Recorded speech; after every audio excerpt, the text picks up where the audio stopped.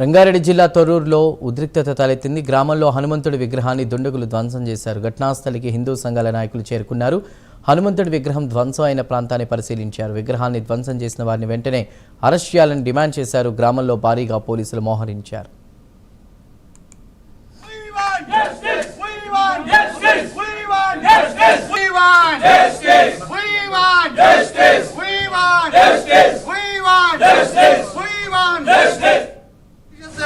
రోజు రోజుకు హిందూ దేవాలయం మీద దాడులు నిజంగా కూడా దౌర్భాగ్యం.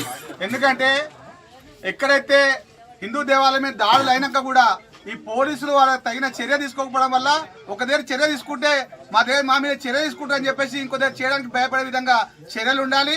మరి మేము దీన్ని భారతీయ జనతా పార్టీగా హిందూ సంఘాల వారిగా మేము తీవ్రంగా ఖండిస్తాం. వెంబడే పోలీసు వాళ్ళు మరి ఇక్కడికి విజిట్ చేయడం జరిగింది. ఏసీపీ గారు, సిఐ గారు అందరూ విజిట్ చేయడం జరిగింది. దీని ఏదేమైనా దోషులను వెంటనే వాళ్ళని గుర్తించి మరి మరొక దగ్గర పునరావృతం కాకుండా మరి ఈ గుళ్ళ పైన దాడులు జరగకుండా వాళ్ళని వెంబడే అరెస్ట్ చేయాలని చెప్పేసి మేము కోరుకుంటున్నాం. లేని పక్షంలో మరి ఇది పెద్ద ఎత్తున మరి ధర్నా కార్యక్రమాలు మేము కార్యక్రమం చేపట్టవలసి వస్తుంది.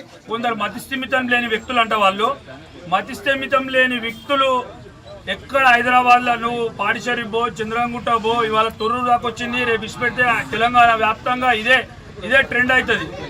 వాళ్ళకి శుక్రవారం నైట్ అయితే కథం రావాలి, మీటింగ్ పెట్టుకోవాలి, పొద్దున పూట ఏదన్నా విగ్రహాన్ని ధ్వంసం చేయాలి. ఇదంతా ఇల్లీగల్గా ఉన్న రోహింగ్యాలే చేసిరని మేము అందరం భావిస్తూ ఉన్నాము.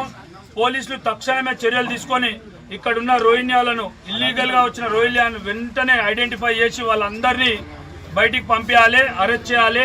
ఖచ్చితంగా ఇట్లాంటి పునరావృతం కాకుండా హిందువుల ఐక్యతను దెబ్బతీసే విధంగా ఇట్లాంటివి జరుగుతున్న హైదరాబాద్ మొత్తంలో జరుగుతూ ఉన్నాయి.